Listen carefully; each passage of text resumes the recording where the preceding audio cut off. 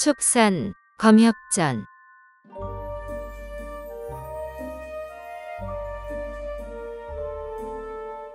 16화 부부검선. 가산을 정리한 뒤 함께 불로장생을 이루고 문파를 계승한 뒤 모두 정파의 도를 행하네.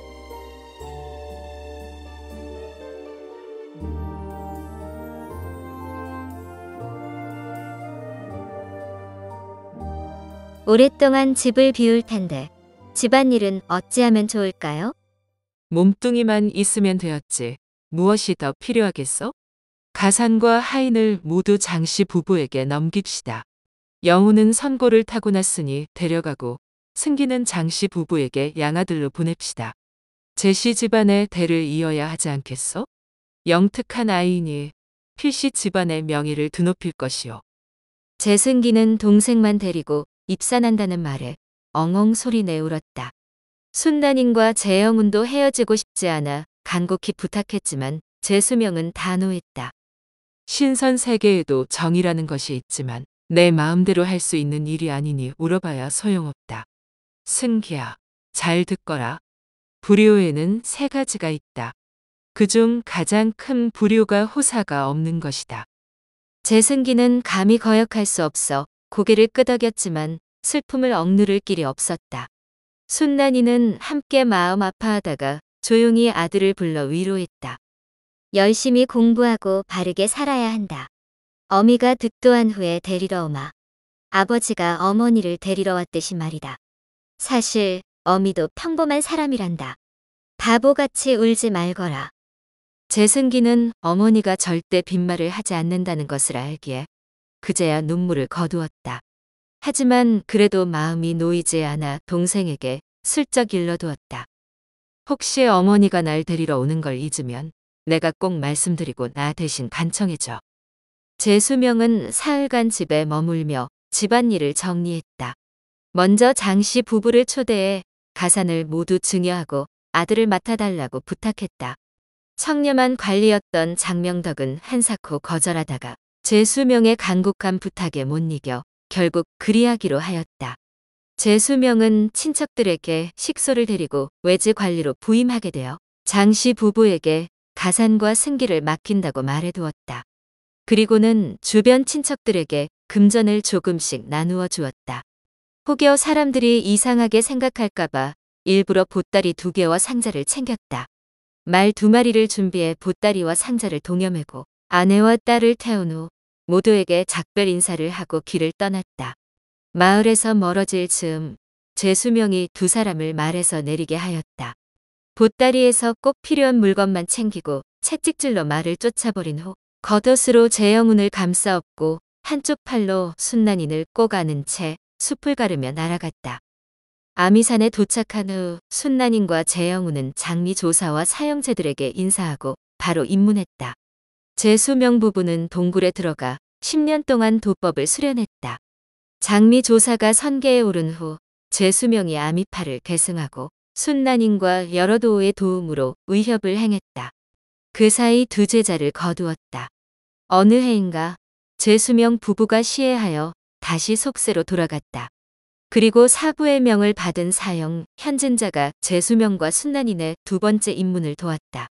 재수명 부부는 동정으로 상승 도법을 익혀 아미파의 최고 실력자가 되었다.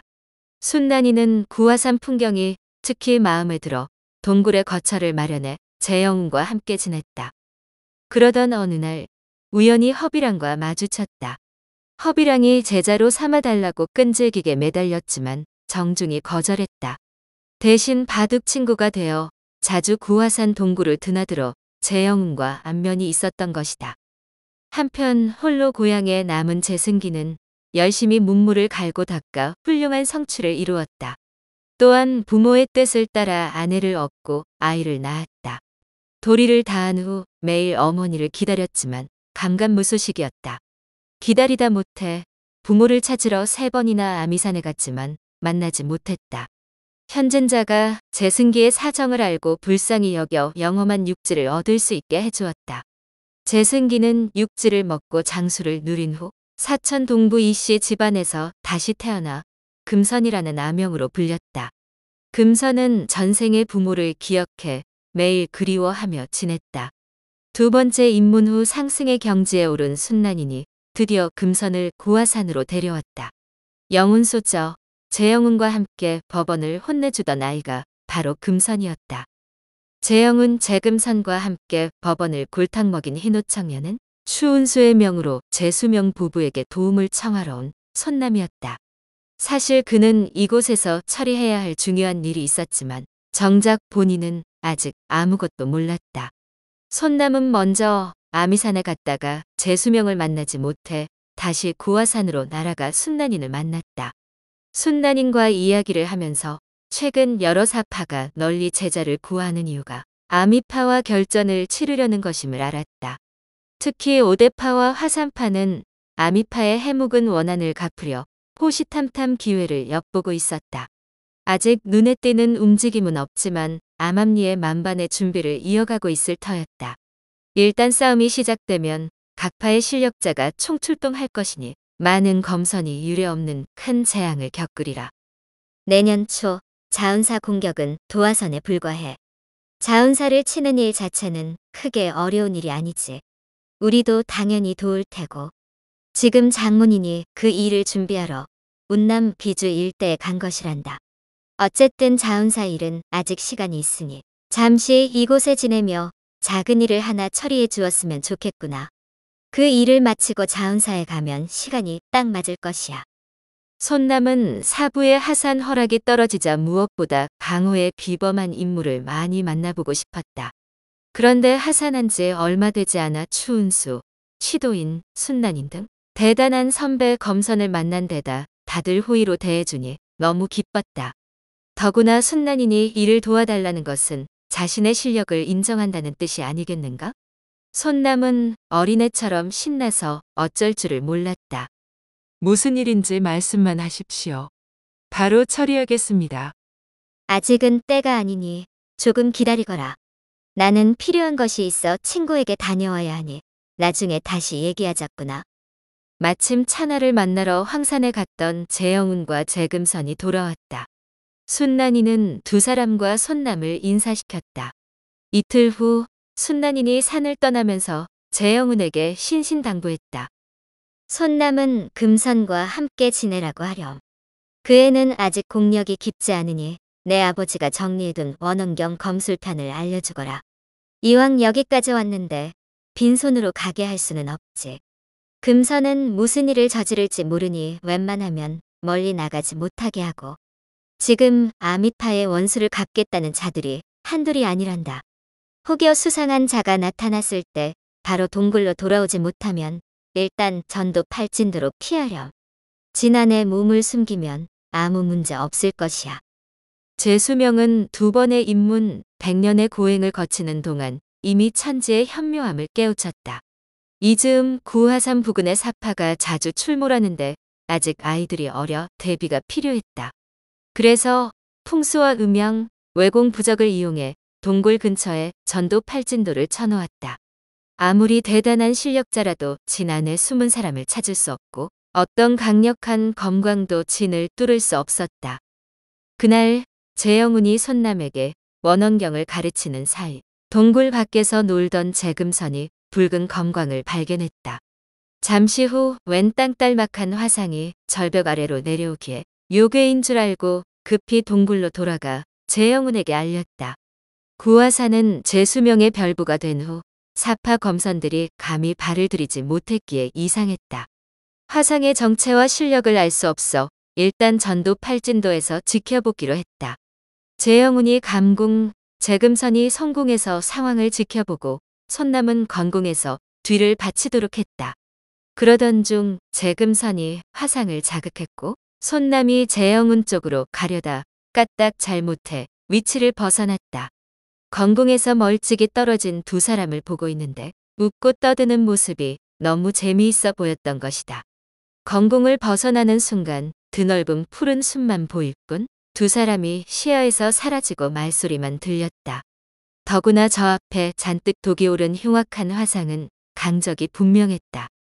큰일이다 싶어 서둘러 원래 자리로 돌아가려는데 어찌해야 하는지 알 수가 없었다. 처음에 재영훈이 이끄는 대로 따라 들어갔던 터라 한번 자리를 벗어나자 혼자 들어갈 방법이 없었다. 최대한 기억을 떠올려 방금 지나간 길을 찾아보았다. 막 감곡 옆을 지날 때 법원이 검광을 날렸고 재영훈이 재빨리 끌어당긴 덕분에 목숨을 건질 수 있었던 것이다. 재금선은 어째서인지 허비랑이 찾아오면 싫은 티를 내며 사라져버리곤 하였다. 그날도 허비랑이 돌아간 후에야 순남과 함께 나타났다. 이 녀석, 갈수록 제멋대로구나. 허비랑이 악인이지만 아직 정체를 드러내지 않아 어머니도 예의를 차리는데 내가 그렇게 예의 없이 굴면 사람들이 가정교육도 제대로 받지 못했다고 비웃지 않겠니? 그리고 콩알만한 그만 몇 개 잃어버린 것이 뭐가 대수라고? 남들 앞에서 누나한테 말버릇이 그게 뭐야? 재영훈이 문득 손남이 지켜보고 있다는 생각에 민망해서 얼굴이 빨개졌다. 전생에 내 오빠였다고 내 말을 안 듣는 거 알아. 그럴 거면 차라리 너 혼자 살아. 난 아버지한테 갈 테니. 재영훈이 제 할 말만 하고 훌쩍 몸을 솟구쳐 흰 빗줄기를 남긴 채 사라졌다. 두 사람을 말리려던 손남은 재영훈이 사라지자 재금선을 탓했다. 재금선은 누나가 떠나보려 살짝 당황했지만 짐짓 태연한 척했다. 사형, 걱정 마요. 하루에도 몇 번씩 싸우지만 사실 누나가 날 엄청 아끼거든요. 우리는 누나 검수를 따라갈 수 없으니 어차피 쫓아가지도 못해요. 어머니가 돌아올 때까지 그냥 기다리는 수밖에 없어요. 사형이나 나나 실력이 대단치 않으니 별 수 없네요. 원래 어머니가 안 계신 동안 여기저기 마음껏 돌아다닐 생각이었는데 믿고 의지할 누나가 가버렸으니 멀리는 못 가고 가까운 데서 놀아야겠어요. 하하하, 너처럼 겁없는 녀석이 몸을 사리다니 호되게 혼난 일이 있는 모양이구나. 헤헤, 딱 걸렸네. 사실은 말이죠. 얼마 전이었다. 순난이니 외출한 사이 재금선과 재영훈이 후산 취선회에 가보기로 했었다. 구경거리가 많다는 말을 들었기 때문이다. 그런데 하필 허비랑이 찾아와 바둑을 두자는 바람에 재영훈이 나갈 수 없게 되었다. 재금선은 몰래 금환과 보검을 챙겨 혼자 슬그머니 밖으로 나갔다. 때는 늦은 가을이라 온 산이 울긋불긋하고 감나무에 감이 주렁주렁했다. 그 위로 붉은 저녁 노을이 내려앉으니 그야말로 장관이었다. 한창 신나게 구경하며 돌아다니던 재금선은 질주하는 말을 발견했다. 절벽 동굴에서 튀어나온 1척밖에 안 되는 작은 말이 8촌도 안 되는 더 작은 아이를 태우고 단풍나무 숲을 향해 질주했다. 호기심이 발동해 말을 꼭 잡으려고 얼른 쫓아갔다. 재금선도 꽤 빠른 편인데 도저히 따라잡을 수 없었다. 정신없이 말을 쫓다가 어느 절벽 동굴 앞에서 놓쳐버렸다. 아무리 찾아도 보이지 않아 동굴에 들어가 보려 했지만 입구가 너무 작았다. 다급한 마음에 보검을 꺼내 동굴 바위를 깨기 시작했다. 입문할 때 순난인이 만들어준 호신용 검이었다. 바위는 물론 새도 자를 만큼 단단한 검이었지만 한참을 내려쳤는데 작은 흠집도 나지 않았다. 가만히 살펴보니 바위 표면에 지렁이처럼 휘갈긴 글자가 있었다. 이것 때문에 바위가 꼼짝도 안 하는 것 같았다. 순간 오기가 나서 차나가 준 금환을 꺼내 던졌다. 급한 마음에 너무 가까이에서 던지는 바람에 하마터면 제 발등을 찍을 뻔했다. 그렇게 두 번 더 금환을 던진 후에야 바위가 깨졌다.